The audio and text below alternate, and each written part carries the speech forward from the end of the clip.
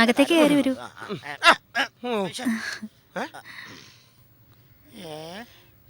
എന്ത് സാധനം കിടക്കണത്? ഇതെന്റെ വെളുത്തച്ഛൻ, എന്റെ വളർത്തച്ഛൻ. വെളുത്തച്ഛൻ എന്താണ് ഇങ്ങനെ കിടക്കണത്? എണീക്കാൻ പറ്റാത്തോണ്ട്. അല്ല, ഞാനെല്ലാം പറയാം. എനിക്ക് ഓർമ്മ പോലും ഇല്ലാത്ത പ്രായം, പക്ഷേ ഞാനതെല്ലാം ഓർക്കുന്നു. എന്നെ എടുത്തു വളർത്തിയ എന്റെ പഞ്ചമിയമ്മ ഒരു കൊരണ്ടയിലിരുന്ന് തെരണ്ടി മുറിക്കുകയായിരുന്നു.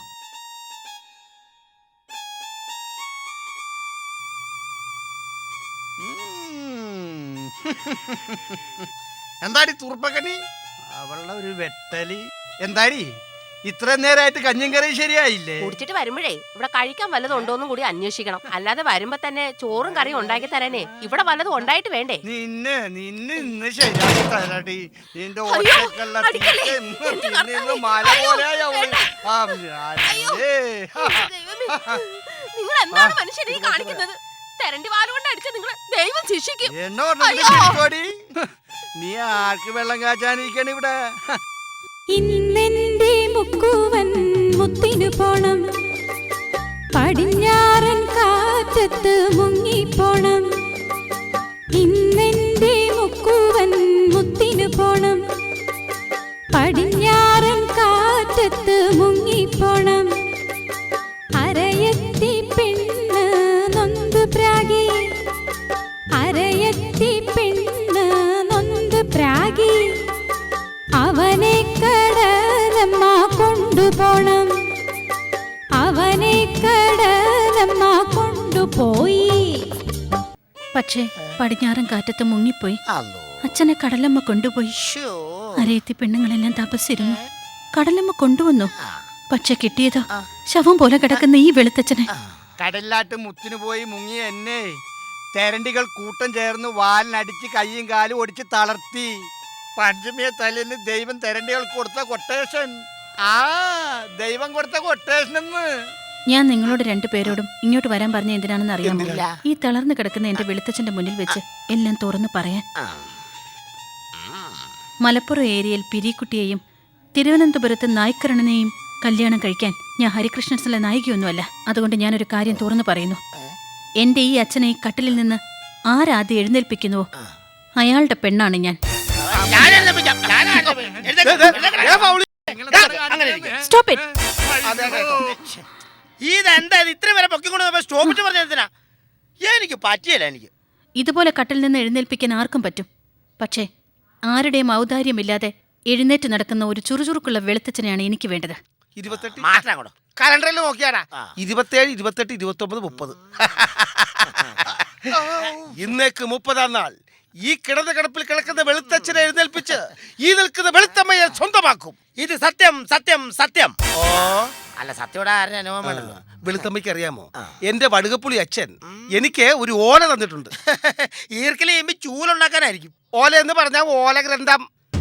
അതിൽ മാറാ രോഗങ്ങൾക്ക് വരെയുള്ള മരുന്നുണ്ട്. അതുപയോഗിച്ച് ഞാൻ ഈ വെളുത്തച്ഛനെ നടത്തിച്ചിരിക്കും. അത് സത്യമാണ് വെളുത്തമ്മ. ഒന്ന് എഴുന്നേറ്റ് പോയിക്കടാവുന്ന. വെളുത്തമ്മ കണ്ടോ, ഇന്നേക്ക് 30 ദിവസത്തിനകം ഈ ചത്ത ചാവം പോലെ നടക്കുന്ന ഈ കിളവനെ എന്റെ ഈ യൂനാനി മരുന്ന് കൊണ്ട് എഴുന്നേറ്റ് നടത്തിയിരിക്കും.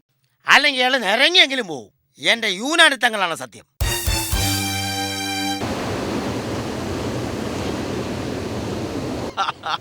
ഞാൻ കേട്ടിട്ട് എന്റെ അമ്മോ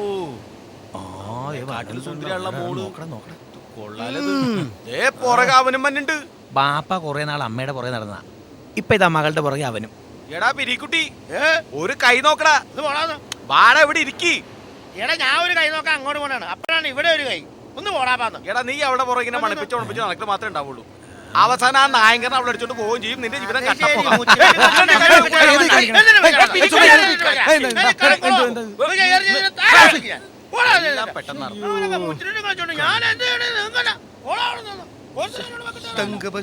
നീ എന്താ താമസിച്ചു പോയാ?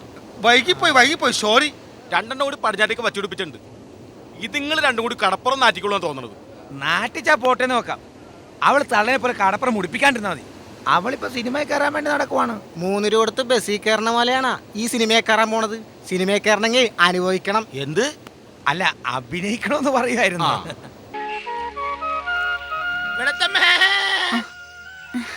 എല്ലാം ഒരു പോക്കായത്. ദേ നോക്കിക്കേ, കടലമ്മ എനിക്ക് കൊണ്ടു തന്നൊരു ചക്കയായത്, അല്ല ഒരു തേങ്ങയായത്. വേണ ആരൊക്കെ എന്തൊക്കെ പറഞ്ഞാലും ശരി, ആർക്കും വെളുത്തമ്മേനെ വിട്ടു കൊടുക്കുകയാണ്. അതറിയോ? അല്ലെങ്കിൽ എൻ്റെ നോട്ടത്തിന് എന്നാ ഒരു കുഴപ്പം? ഞാൻ അങ്ങോട്ട് നോക്കുന്നു, വെളുത്തമ്മ എന്നെ ഇങ്ങോട്ട് നോക്കുന്നു. ഞാനും വെളുത്തമ്മ അങ്ങോട്ടും ഇങ്ങോട്ടും നോക്കി കളിക്കുന്നു. പക്ഷെ നമ്മൾ തമ്മിൽ അങ്ങനെ നോക്കി കളിച്ചോണ്ടിരിക്കുമ്പം വേറെ ആരും ഒളിഞ്ഞിരുന്ന് നമ്മുടെ നോട്ടം നോക്കാതെ ഇരുന്നാലും മതിയായിരുന്നു. പിരിക്കുട്ടിക്കായ്ക്ക് എന്നെ അത്രയ്ക്ക് ഇഷ്ടമാണോ? പിന്നെ ഇക്ക എന്നെ ആദ്യമായിട്ട് കണ്ടത് എവിടെ വെച്ചാണെന്ന് ഓർക്കുന്നുണ്ടോ? ആദ്യമായിട്ട് കണ്ടത് പിന്നെ ഒരു ചാകരയ്ക്കാണോ അതോ ഒരു ട്രോളിങ് സമയത്താണോ? ചാകരയ്ക്കാണോ ട്രോളിങ് സമയത്താണോ? ചാകരയ്ക്ക് തന്നെയാ. ചാകരയ്ക്ക് ഞാൻ ഇങ്ങനെ കടപ്പുറത്തോടെ തെണ്ടി തിരിഞ്ഞുകൊണ്ട് നടക്കുന്ന സമയത്ത്, അല്ല മറ്റേ കടപ്പുറത്തോടെ ഇങ്ങനെ വലയം പിടിച്ചോണ്ടിരിക്കുന്ന സമയത്ത് എന്റെ മുമ്പിൽ കൂടെ ഒരാവശ്യമില്ല ഒരു ഞണ്ടോടി. ഞാൻ വിട്ടുകൊടുക്കോ? ഞാൻ ഞണ്ടിന്റെ പുറകെ വെച്ചു കൊടുപ്പിച്ചു. അവിടെ ചെന്നപ്പോ ഞണ്ടൊരു കുഞ്ഞു പൊത്തിലേക്ക് ഒരു ഒറ്റ കയറി പോലെ കൈയിട്ട് നോക്കിയപ്പോഴത്തേനും കയ്യിൽ കടിച്ചു ഞണ്ട്. ഞാൻ വലിച്ചൂരി നോക്കിയപ്പോഴത്തേനും കൈയുടെ വിരലിങ്ങനെ കടിച്ചു പിടിച്ച് തൂക്കി കിടക്കണ ഞണ്ട്. ഞാൻ എന്തായാലും ഞണ്ട് പിടിച്ച് കടിച്ചു കൊല്ലാൻ പോണേന്ന് പറഞ്ഞ് കാറിയപ്പേ ഓർക്കണ്ട. വെളുത്തമ്മ വന്നു വെച്ചാൽ ഒരു കരിങ്കല്ല് കൊണ്ടുവന്നിട്ട് ഞണ്ടിനെ ഇടിച്ചു കൊല്ലാൻ പോയത്, ഇടിച്ച് കൊന്ന്. പക്ഷെ ഞണ്ടിലല്ല അന്ന് കൊന്ന്, എന്റെ കയ്യാ ഇടിച്ച് കളിക്കിയത് കണ്ടോ? ഇപ്പോഴും ആ അസുഖം എന്റെ നെഞ്ചി കെട്ടിക്കിടക്കുക. എന്റെ വെളുത്തമ്മ അതിന് അങ്ങനെ ഒരു സംഭവം ഉണ്ടായിട്ടില്ലല്ലോ. ഉണ്ടായില്ല അല്ലേ? ചിലപ്പോ വെളുത്ത ഞണ്ടായിരിക്കും കരിങ്കല്ലിന്റെ കൈ കൊണ്ട് ഇടിച്ച് കളിക്കല്ലേ, അതായിരിക്കും. കർണേട്ടാ, കർണേട്ട എന്നാ പറിക്കുവാ? അവനിവിടെ ആടിന് പുല്ല് പറിച്ചോണ്ടിരിക്കുവാ. നീ മിണ്ടരുത്. വെളുത്തമ്മയുടെ വളത്തച്ഛനായ വെളുത്തച്ഛന് വേണ്ടി കുറച്ച് പച്ചമരുന്ന് പറിക്കായിരുന്നു. ഈ തവളപ്പത്തെല്ലാം ചുമന്നുകൊണ്ട് ഇങ്ങനെ നടക്കേണ്ട വല്ല കാര്യമുണ്ടോ വെളുത്തമ്മ? എന്റെ വെളുത്തമ്മ, എനിക്ക് ഈ ഒറ്റമൂലിയിലൊന്നും യാതൊരു വിശ്വാസവും ചികിത്സ എന്ന് പറഞ്ഞിട്ടുണ്ടെങ്കിൽ യുനാനി ചികിത്സ. സുനാമിയോ? സുനാമി അല്ല, യുനാനി. ഈ തേങ്ങ ഒന്ന് പിടിച്ചേ. അതായത് ഇത് കണ്ടോ, ഇതാണ് യുനാനി മൂക്കിപ്പൊടി. കണ്ടില്ലേ? അതായത് ഫോറസ്റ്റ് കമ്പിൾ. ഇത് പയ്യെ ഇങ്ങനെ ഇട്ടിട്ട് പതിയെ അടച്ചിങ്ങനെ ടൈറ്റ് ചെയ്യുക. എന്നിട്ട് ഇങ്ങനെ മടി വെച്ചതിന് ശേഷം പതിയെ എടുത്ത് മൂക്കിൽ വെച്ചിട്ട് ഇതുണ്ടോ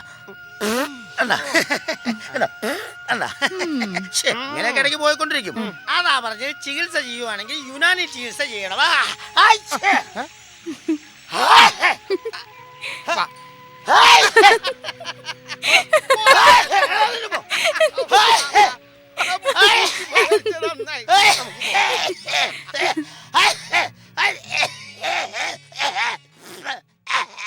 അവള് പറഞ്ഞ ശരിയാ, ഇത് യുനാനി അല്ല സുനാമിയാ. എൻ്റെ മകൻ പിരിക്കുട്ടിക്ക് ക്യാഷ് അയച്ചു കൊടുത്തിട്ട് ഒരു നയാ പൈസ പോലും വീട്ടിലേക്ക് അയക്കുന്നുമില്ല, ഇവനെ കാണുന്നുമില്ല. ഇവനെ ഞാൻ പിടിച്ചിട്ട് തന്നെ ബാക്കി കാര്യം. എടാ പിരിക്കുട്ടി, എടാ പിരിക്കുട്ടി. ബാപ്പ അവിടെ കിടന്ന് അലറാതെ. ബാപ്പയെ ചതിച്ചവരോട് ഞാൻ പ്രതികാരം ചെയ്യുമോ ഇത് തെളിയിക്കുകയും ചെയ്യും. ഞാൻ മരിച്ചെന്ന് നിനക്ക് എങ്ങനെ മനസ്സിലായടാ പിരിക്കുട്ടി?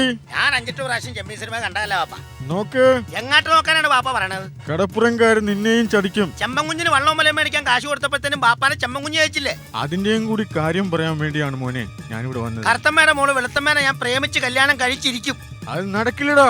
എന്നിട്ട് ബാപ്പാനെ ഞാൻ കമ്പി അടുപ്പിച്ചിരിക്കും. മോനെ പിരിക്കുട്ടി, എന്നെ പോലെ നീയും ഇങ്ങനെ ആവരുതടാ മോനെ പിരിക്കുട്ടി. എന്റെ ബാപ്പ അവിടെ നിൽക്കാതെ പോ. കടൽക്കാറ്റടിച്ചു കഴിഞ്ഞ് പനി പിടിക്കും. പിന്നെ ബാപ്പ പാടിക്കൊണ്ട് നടന്ന പാട്ടില്ലേ, അത് ഞാൻ പാടൂല. വേണേ ഹമ്മിങ്ങ എടുക്കാം. മാനസമൈനേ വരൂ, എന്റെ പട്ടി പാടും. കത്തുണ്ട്. ഇതന്നെ ഓണമായിട്ട് മറ്റേ റംസാന്റെ കാണും. പോട്ടെ പോട്ടെ പോട്ടെ.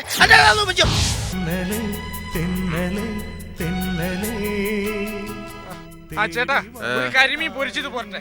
ഇവിടെ ഒന്നുമില്ല, നിനക്കാണെ ഒട്ടുമില്ല.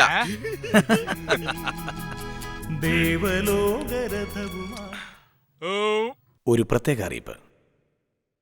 ബംഗാൾ ഉൾക്കടലിൽ ഇന്ന് ന്യൂനമർദ്ദം ഉള്ളതിനാൽ അറബിക്കടലിൽ കനത്ത കാറ്റും കോളും വീശുവാൻ സാധ്യതയുണ്ട്. മീൻപിടുത്തക്കാർ ഇന്ന് കടൽ പോകുവാൻ പാടുള്ളതല്ല.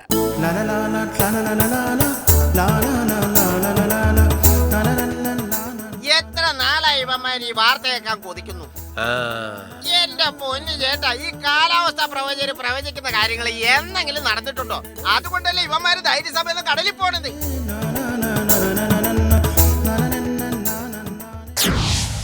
Rolling bell.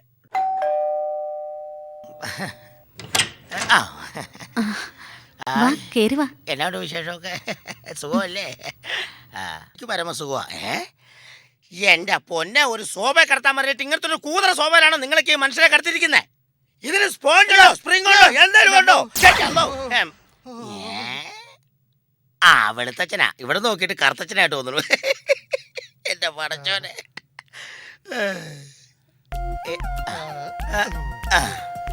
വെളുത്തച്ഛ, ഈ സാധനം എന്നാന്നറിയോ? മൂഞ്ചാനി വിളിക്കണോ? ചുമ്മാ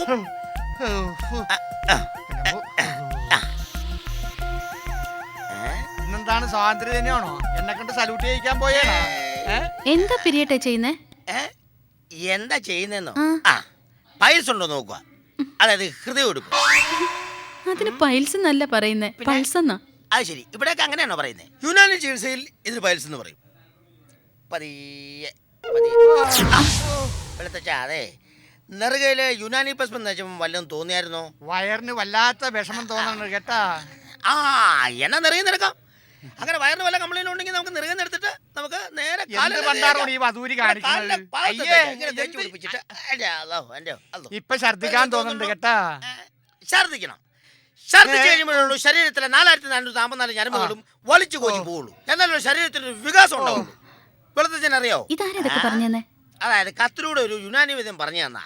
അല്ല മറ്റേ എന്ന് തോന്നുന്നുണ്ടോ? എന്ന് തോന്നുന്നുണ്ടോ?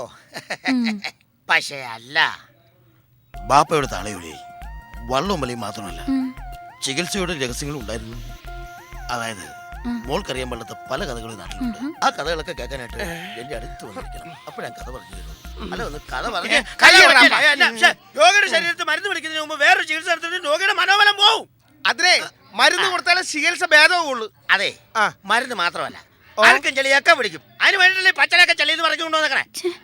നിങ്ങൾ ചികിത്സിച്ച് ഭേദമാക്കി എന്നെ സ്വന്തമാക്കാൻ വന്നതോ അതോ തമ്മിൽ തല്ലി ചാവാൻ വന്നതോ? വെളുത്തമ്മയ്ക്ക് വേണ്ടി മരിക്കാൻ വരെ ഞാൻ തയ്യാറാണ്. എന്നാ വെളുത്തമ്മയ്ക്ക് വേണ്ടി ജീവിക്കാൻ വരെ നേരാ. നിനക്ക് പോയി മരിക്കാൻ പറ്റില്ല. എന്റെ പട്ടി മരിക്കും. മരിക്കണോ വേണ്ടത് ഞാൻ തീരുമാനിക്കണം.